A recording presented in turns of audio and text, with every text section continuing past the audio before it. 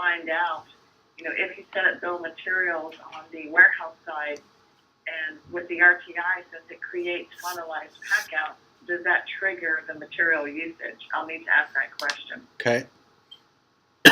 But we'll need to know that answer, because I hate to see you, set everything up and we go one way.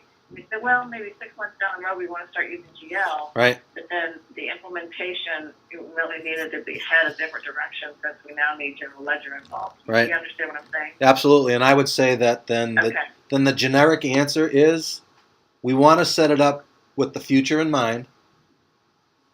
Whatever that means we have to do on the front end is fine, but we may not do the ledger. Maybe we don't do the ledger till next fiscal year. I don't know. Okay. But we definitely don't want to. We don't want to handcuff ourselves now. So we'd set it up with the ledger in mind. Okay. All right. Well, then I'll take that into consideration and do some more research. All right.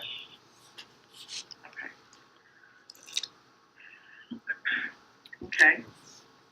Pat, you ready for the next screen? I am. I'm so glad you know about the way their data set works.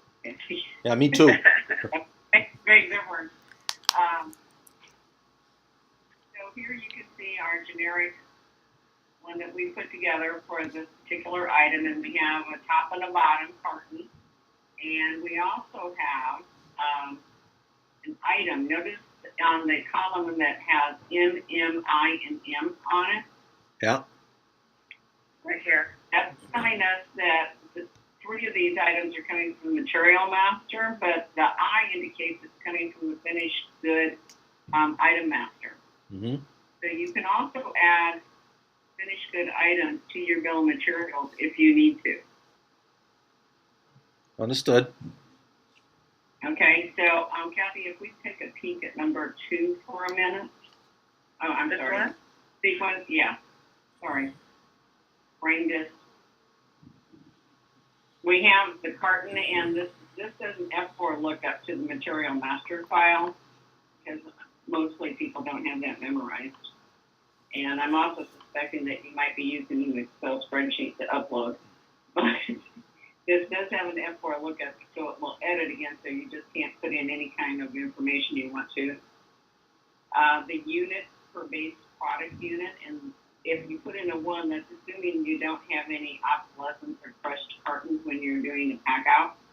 But if you know from experience that, for example, you have obsolescence in your cartons while you're doing pack outs, you might put in 1.05 so that the system knows that I would do, every time I pack a carton and I use the top, I would use 1.05 of those tops up at the time that I do my work.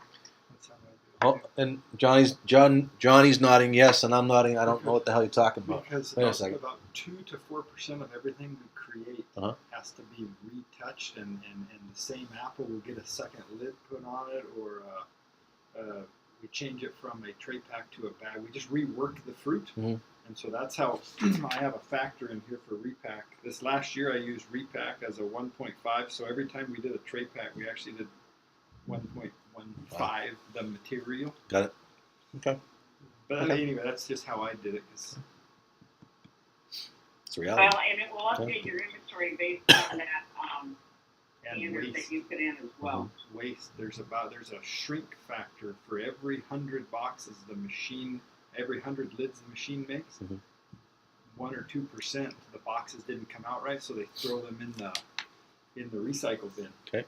Yeah, so you have to account for that to keep your inventory accurate. Okay. I think that's what she's referring to. Yeah, in fact, Pat, this is a lot. You went through this about a month ago with us as well. Johnny didn't have the pleasure, but it's coming back. I got it. Okay. Kathy, down at the production site, you're more familiar with their actual needs.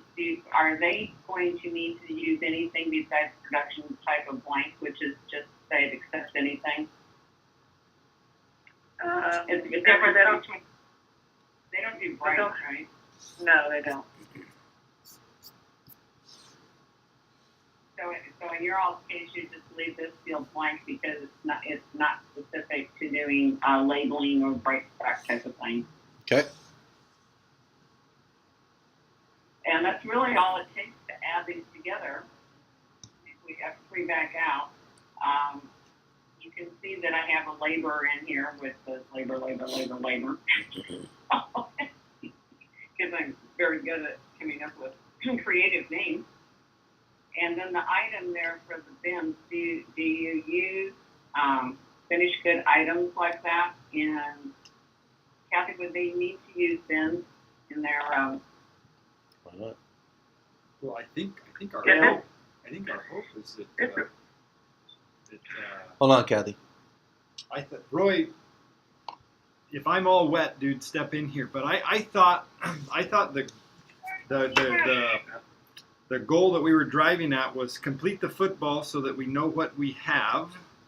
You know, the automated receiving, and it keeps track of what we have, and then as we run it, we are subtracting every time a bin is used. We are subtracting that bin, right? Roy? You there, Roy? Yes, that would be correct.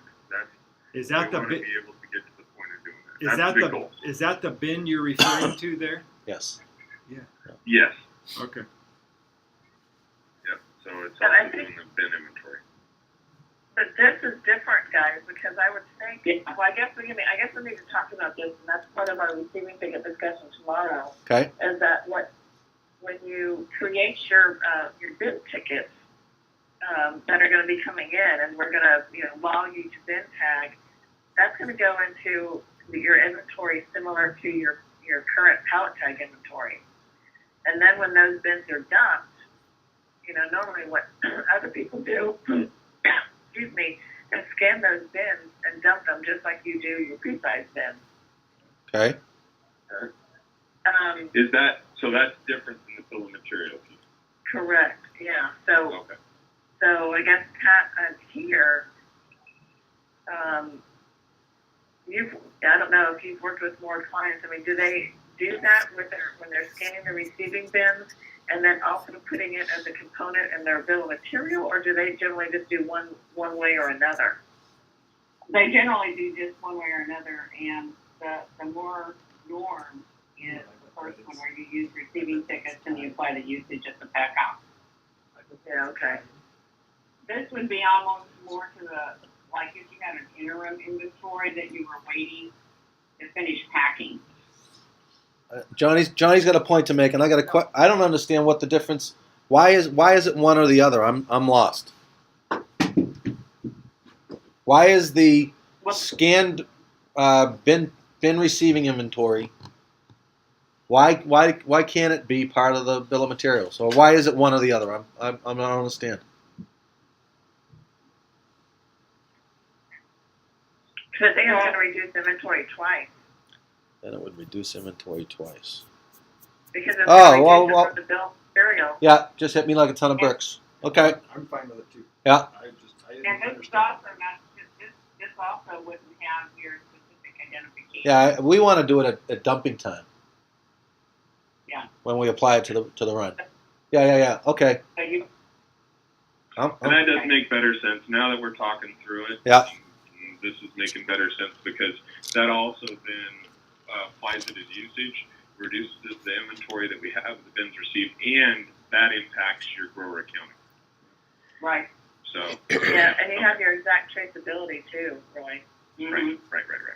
No, that makes better sense. Okay. We're all on the same sheet of music. Took us a while. Took me a while, but we're good.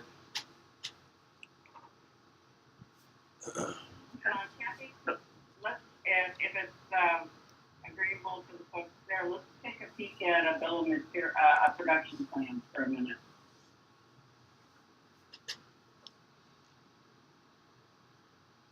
Sort of tying the pieces together.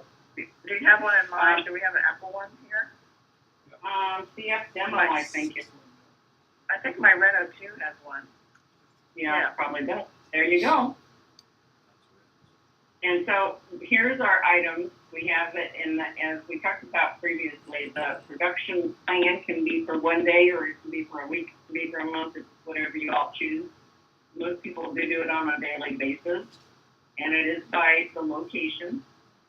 And one of the things that we were talking about with your inventory and how this all works together, Kathy, if you put a 7 in front of an item, there you go.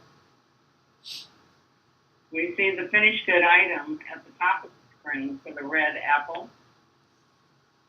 And we're estimating that we're going to create 300 of them. And then underneath it, in purple, we see the materials that are part of the bill of material that are coming from our bill of material master. And it will show you what the balance on hand is. If I have purchase orders out in the system that I have not yet had a receipt on, it's going to show up. Right. And then how much do I intend to use for this batch based on the bill of material? And then what about my inventory availability? Right. And it's telling you that, caution here with the yellow because our available inventory is getting very low. And you'll notice that we also have it says minimum inventory of 100,000. So you're in this particular just demo information, we're below what we said in our material master should be a minimum inventory. And you're getting very close to running out. Okay. The red indicates that you are out. It's You know how we pretty get obvious information with the negative signs there. Johnny's going to make a joke. Hold on. Yeah, we get all that right now when our supervisor calls us and said, I can't find any more tray pack blue tops. Then we know we're low. I could feel it coming. Yeah.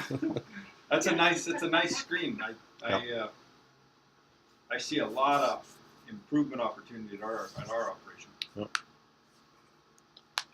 Question right here. On the production plan, it's by the SKU level, by day. Currently, that does impact the AFS screen. Is there a flag that we can shut off so it doesn't impact the sales screen? Or is that something we have to enhance? Roy, there's a workaround.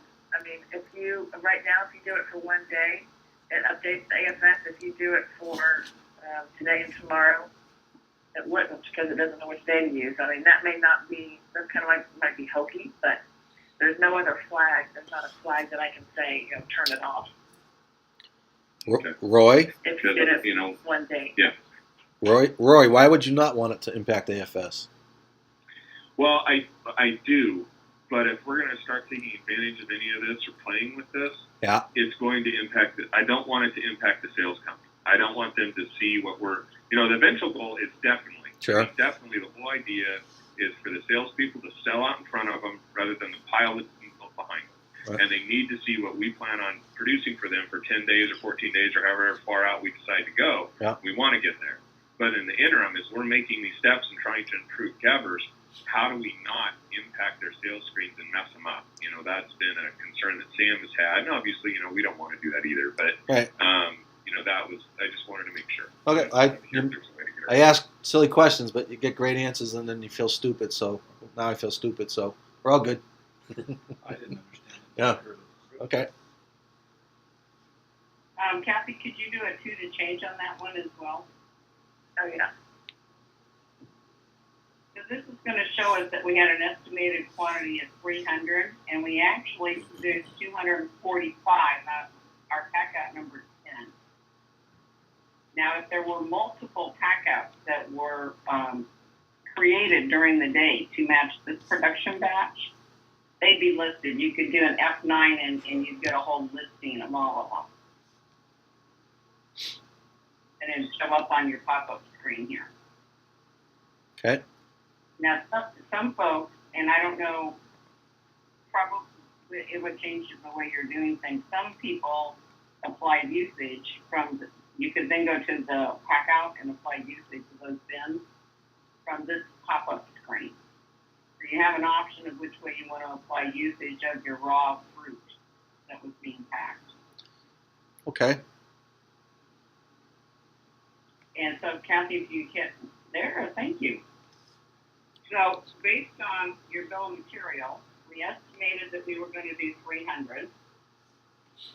We actually did, per the formula, 245. If you remember, we had a 1-to-1 relationship in the bill of material for the bottoms. We didn't have that shrinkage built into it. Yep. But then you'll notice here where that we've updated it with actual quantity.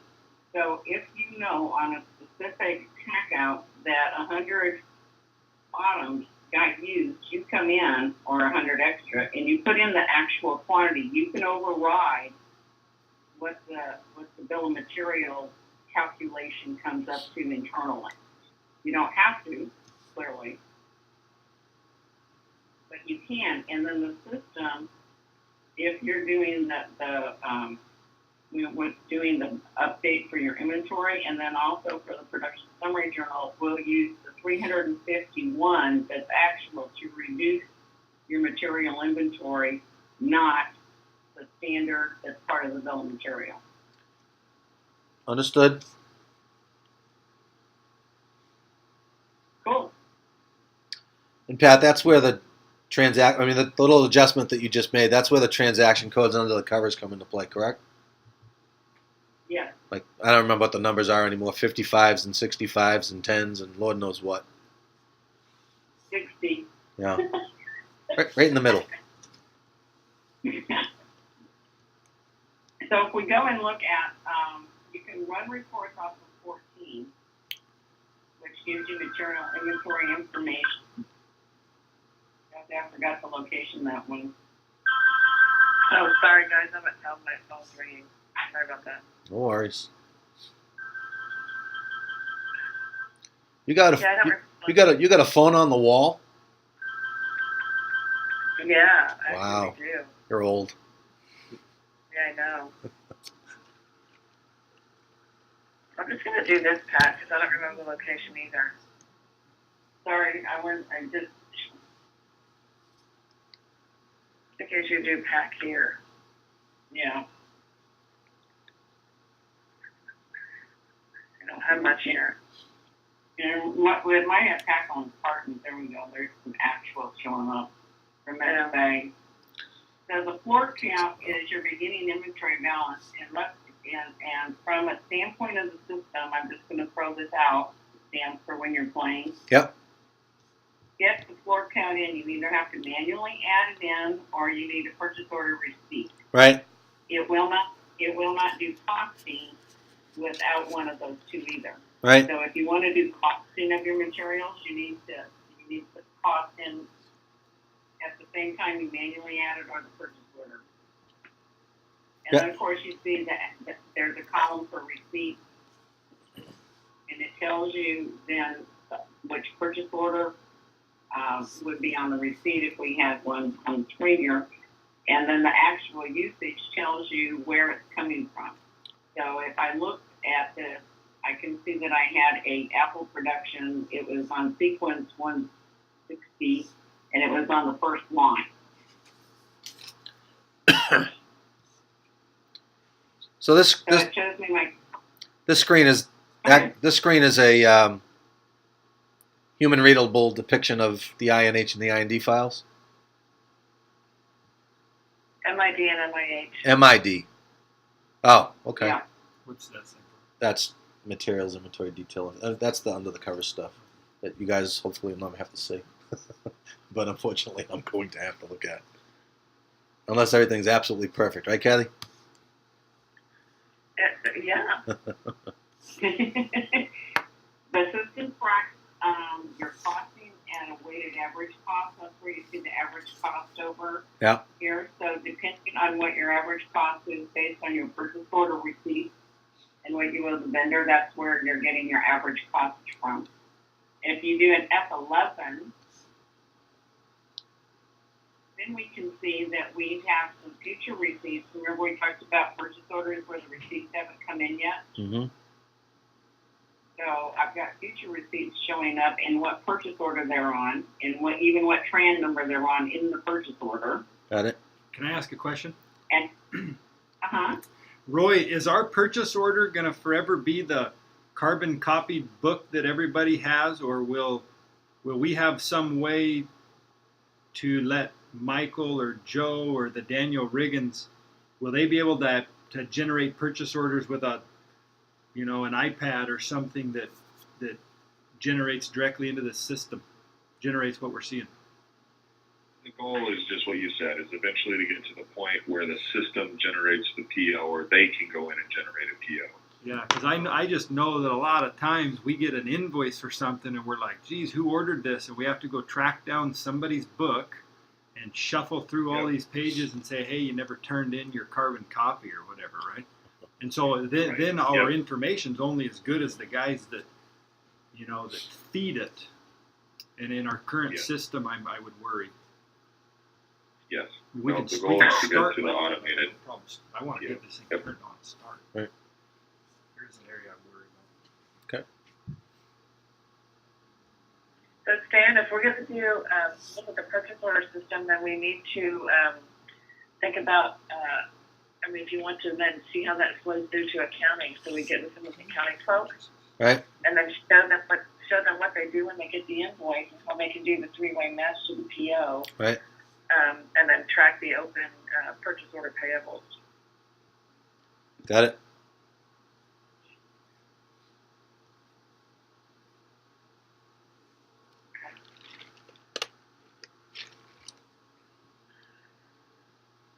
Okay, so on our human readable screen, then we also see our future production, and in this case, it's potatoes that are going to be using up these mash bags. So we have projected usage because of the production plans that are in the system currently. So my projected inventory, based on what's currently in the system, would end up being 54,450 if everything transpires in the future as it's in the system right now. Understood.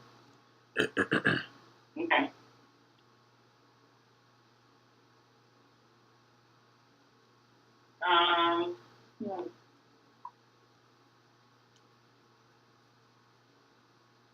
Dan, do you want to go into what the materials inventory detail screen looks like today, or do you want to do that at a later date since that's under the covers now? No, we don't have to do that now. But I wanted to ask briefly about the materials inventory entry screen. That would be it. Why have the different transaction codes out there? I'm not understanding why we would have. Why would you have a transaction code of a 50 for receipts, for example? Is that if something goofed up in the system? What? It's the codes that they developed way back when in the truth, I think they were there when I came to the company. But why have it? Why have the ability to enter a transaction like that? Is that to fix something that potentially went wrong? What am I missing? Stan, this was there before we had the purchase order system. Okay. So early on, this was the only way to enter a receipt into the system. Okay. Cool. And before production planning, so that was future pack outs. So this was all pre POs and pre production planning. Beautiful. Then I'll ignore it. Cool. How do we, The only time people really use this, I'm just saying, Pat, the only time people use this is they use it to enter the beginning floor accounts, like you were talking about earlier. Agreed. Mm-hmm. what about we count our inventory every month? Hold on a sec. We count our inventory every month for when we close our books, and periodically things happen, and you lose 2 pallets of cardboard because they got rained on or whatever. Right. So There's a material she's going to it. The materials inventory entry, physical you can make physical inventory adjustments, etc. She'll show you right here. Right here. so that wasn't the 50 code. No. So you can do spot counts here, or the whole inventory location, Pat. That's correct. Right. The options 1 to 4 is for the entire physical for the entire location. Right. And then obviously the cycle count is where you can just select which items you choose to count this time, and you don't have to do all of them. Got it. Very good. Also, and then also just to mention, because this is something that probably the accounting people would want to know, is that if you have that in with cost, if there's adjustments to be made, it creates a journal that can be fed to the GL. Cool. All right. Anything else? Very basic question for Stan. In our operation, who touches these screens? Is this, Well, right now, Is this obviously, nobody. I mean, but is this a figure that I already have? Or is there a person that Michael, when he gets done with his project, he's going to say, okay, we need a person to manage this, and here's what they need to be able to do? Well, as far as from the materials inventory perspective, who's counting inventory today? I mean, that gentleman or gal. And I'm afraid that we're so archaic Right. in what we do that we're going to find that to take full advantage of it, there's going to be a person. There's Right. gonna be a But that person but that's in that but charge that of person doesn't. I mean, they have nothing to do with production planning. That's you. it. Mhm. They have nothing to do with packouts. That's the line and Jill and Yeah. whatever. So the materials person. I mean, I don't want to say their job is make sure the inventory is accurate from the get go, and then as adjustments in physical inventories take place. I mean, I don't know that. There's not a lot of get inside No. this is what you're going to say. That's what I'm saying. I mean, there's some upfront work. So the person that's in charge of all the purchasing and material is probably the person that Absolutely. understands this. Absolutely. Smack. There you go, dude. You know. Here they go. And then as far as getting the database set up, I mean, do we want to start with cherry inventory, or how do we? It's like anything else. Getting started is the most difficult part, and we don't want to, like Roy was saying, we don't want to get into trouble and get databases all out of whack and inventory pushed up to the CFM and all that. So getting started and getting our naming conventions down, and that's going to be a struggle that we just sit down and take your spreadsheets and figure out how to put it into the system. We don't turn on anything at that point. But it is currently in a state that we can start doing things. Yeah, in fact, now. the first thing that we're going to do is we're going to delete everything that's in the database from 4 years ago and start fresh. Yeah. I just listen here. Let's create our item master, Absolutely. right? Step And let's number one. let's build the finished good master or the SKU. How do all these things come together to make a SKU? We can start doing that stuff, right? Absolutely. Absolutely. I like these projects that you don't have to wait Uh-huh. a long time before you get started. No, this is a good one. Okay. Roy, you got anything for us? Questions? Yep. What do you got? Nope. Oh, Nope. I think it all makes sense, and just we just need to have Kathy hold her hand a little bit. And we tried the PO system before, and it was a little cumbersome for certain things, but I think for the bigger pallets of inventory for Shook, I think it'll work fine. Pat, would you give any recommendations as far as what the structure should look like from the categories, from the material type down? Is there always the need to use all 4 components? Category No, 1, 2, and 3 for always got to use materials type, but do you have to flow all the way down to the 4th component or the category? No, I think the requirement in order to make sure if we're planning ahead to make sure that we can hit the ledger at some point, Yeah. I believe the requirement is to have 2, but you'll notice that what some folks have done is they, aside from our ag demo, you see the dot in the third one, Yeah.